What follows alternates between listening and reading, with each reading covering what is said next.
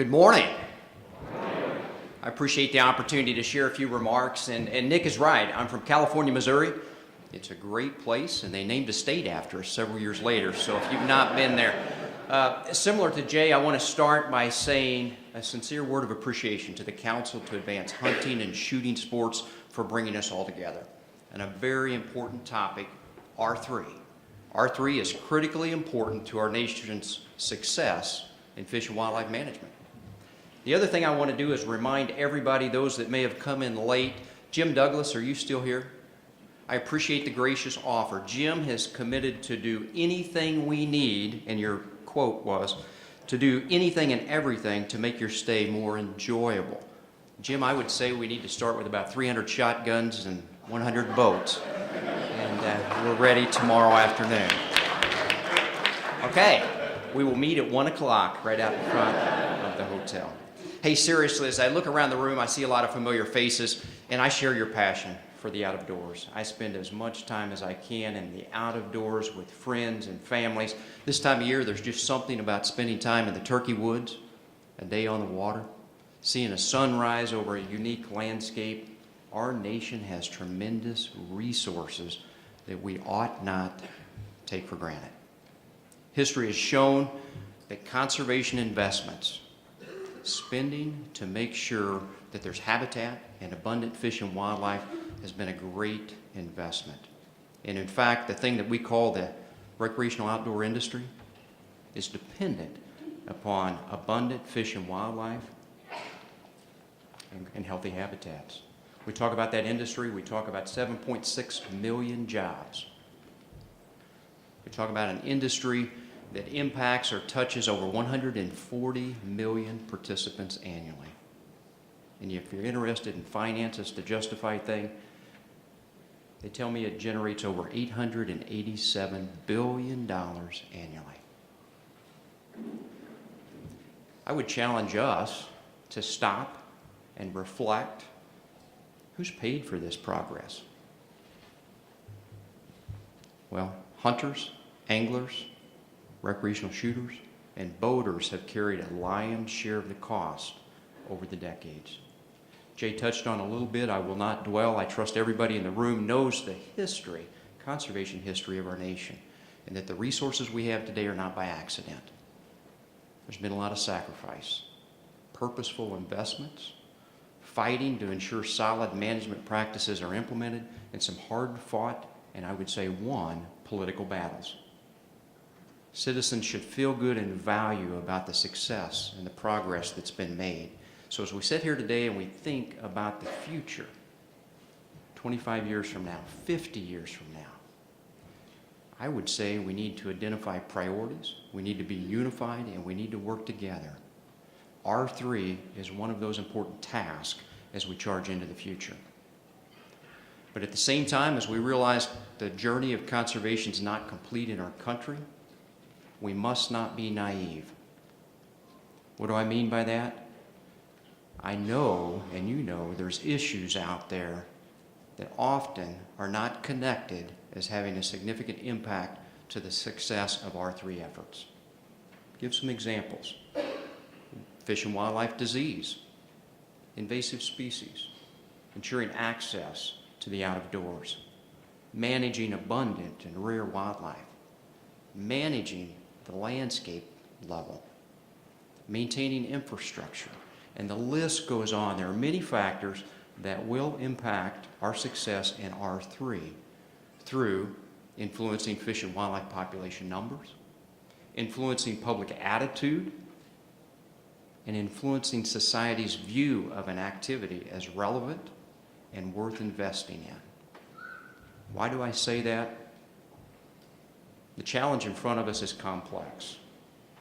I, for sure, do not have all the answers. But what I know is we need each and every person in this room, whether you're with a state or federal agency, whether you're with industry, NGO, or otherwise, we need your talents, we need your wisdom, your skill set, your knowledge. So as I share remarks, as I look around the room, out of 300, there's probably 298 that probably should be up here talking rather than me. Johnny Morris wishes he could be here today. His schedule, similar to Richard Childress, has him in other places, but he wanted me to not only stress his commitment to conservation, which includes R3. Johnny, over 40 years, from my perspective, has proven an unwavering commitment to conservation. In fact, if you get to spend time with Johnny, it will not be very long before he communicates the most important thing he feels we can do for the future of the outdoor industry is to invest in the future of conservation.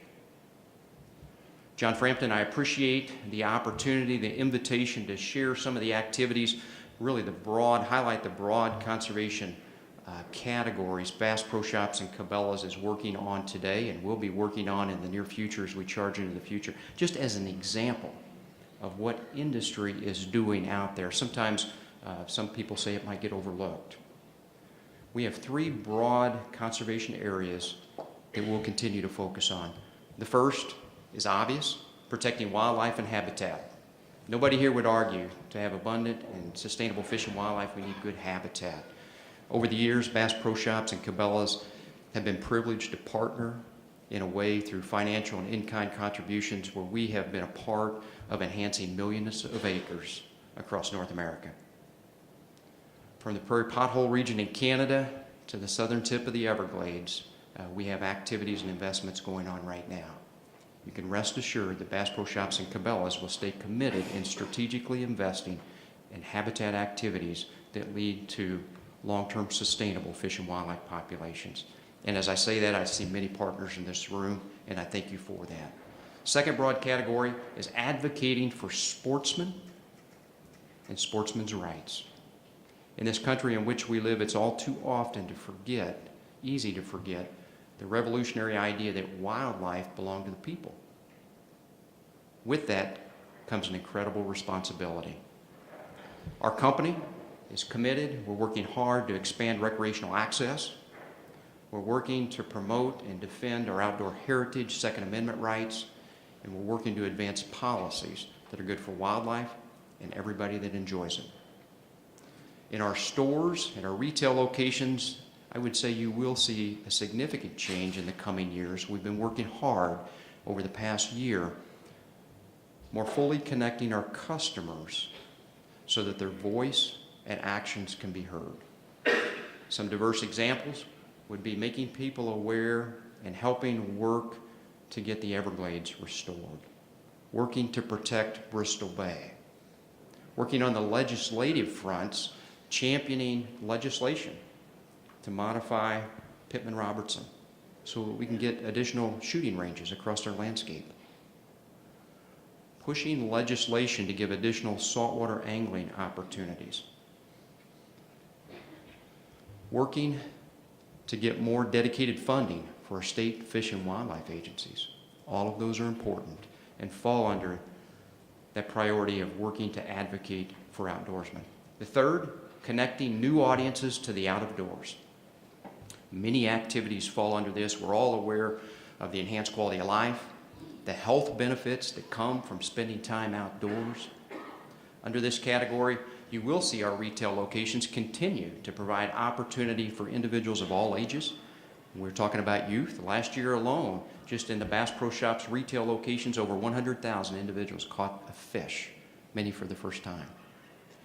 We have what we call outdoor days that engage hundreds of thousands of individuals and young families, giving them hands-on experience in boating, shooting, and many other outdoor recreational activities. We hold camps. We work with NGOs. We depend on NGOs to come up and give us priorities that help us move the needle in hunter heritage and fishing heritage and boating activities. We will continue to do that. We also look for venues like public schools. As an example, Johnny has a location, Dogwood Canyons, 10,000-acre nature park. In the coming weeks, 3 public schools will hold their summer school there, focused on conservation, focused on engaging individuals in hunting and fishing, shooting and boating. We also have a venue that we're excited about, Wonders of Wildlife National Museum and Aquarium. It's all about celebrating the success, telling the story of hunters and anglers, how to be excited, how to engage in the out of doors. It's going to reach all citizens with a key message. Those are some of the venues that fall under that heading. As I go over those three broad priority areas, similar to many in this room, which should not be a surprise. And in fact, we should have similar priority areas. We're all on the same effort, and we're all on the same team, and we need each other. But as we head into the future, I do feel that we need more candor. We need opportunity in situations to say what we're thinking. So, to start that effort, I've got some ideas for state fish and wildlife agencies. As you head into the future, please be more proactive in reviewing and communicating with the public barriers to participation, such as age restrictions, to simplifying wildlife code regulations, to streamlining the use of technology to make it more convenient to obtain permits, to turn in harvest reports, complete surveys. These and others are viewed as low-hanging fruit, holding much potential to advance R3 efforts. I say that knowing that many in this room have some ideas for industry, and I welcome that input as we go through this symposium.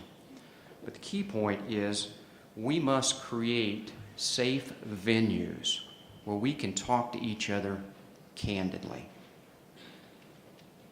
We need to do that more purposeful and on a more frequent basis, because what we have in front of us, R3, is a tough task.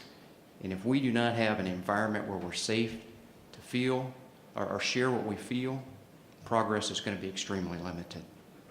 On another area, and I speak from industry that is thrilled to partner and fund many activities, accountability of investments must be tracked and reported.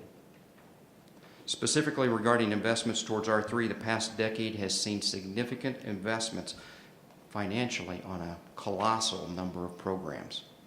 I would ask, what's been the progress? What's the return on investment? Unfortunately, programs have all too often been implemented without specific metrics being set and measured. It is encouraging at this symposium to see the discussion topics, data collection, solid business planning, encouraged by that. The urgency of R3 requires that we identify programs that are not producing and reinvest those dollars elsewhere. A little bit of fun. Reflecting back on the last couple weeks, and I talked about my passion for the out of doors. Two experiences come to mind. One is an incredible turkey hunt with my oldest daughter. The unique thing about that was an individual that not too long ago was depending upon me. She was my guide. The other situation was spending an afternoon catching bluegill and bass with my father in a farm pond and seeing on his face the peace and the enjoyment that he still gets from spending time afield. And as my mentor, that was moving. Now, my oldest daughter and my father, their activities are without a doubt essential to R3. We need people encouraging, recruiting, teaching, but there's a lot more to it than that. A humbling fact for a country kid like me is that broad public understanding and support for activities undertaken by a small minority are absolutely essential. And it's hard for me to imagine how essential it's going to be 5 years from now and 10 years from now. Let's use hunting as an example. The number being thrown around is today, when you look at individuals 16 years of age and older, we have 11.5 million hunters. That number is 2.1 million less than it was 5 years ago. That number has decreased during a time period when individuals are reported as spending more time outdoors. So a decrease during that time period should be alarming. An essential part of R3 must be a more proactive, focused, and energized movement in making the public aware of the importance of hunting. I would ask this group, is hunting important? Absolutely. The public's going to ask us why. on the front lines of R3, do you have a concise, succinct, moving message to answer the why question? We need to make sure that we've equipped staff in a very important area. Our country of 330 million citizens, 11.5 million hunters, is for sure a minority. Hunting must be presented to a modern society as highly relevant, valuable, and beneficial. Critically needed are proactive strategies to reach the broad American public. People vote. We must also become more comfortable and open, identifying and then working in non-traditional venues in order to reach the masses. Because in the end, society will ultimately determine what remains relevant and acceptable in the world. In closing, I would recommend that we dream big. Recognize our journey in R3 is really just beginning, and there's a lot of factors that are going to influence our success. The more that we can realize the general population is who we're working to reach, all American citizens, with the conservation story. It's an amazing conservation story. Nowhere else in the world has a conservation story to tell like we do here. And that story involves hunters, anglers, recreational shooters, and boaters as helping to fund and bring the story to success. So I would challenge us all to dream big, to be mature enough to have candor, to recognize that future investments and our leaders require that we report back on return of investments. So as we start asking the hard questions, know the hard questions are getting asked of us. I would close by appreciating everybody's time in attending this conference. What you do has made a difference.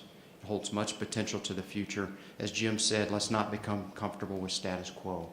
So on the behalf of Johnny Morris and our entire conservation team, Rob Keck, Martin McDonald, and myself, I say thank you for the opportunity to share some comments, and I look forward to visiting with each of you throughout the symposium.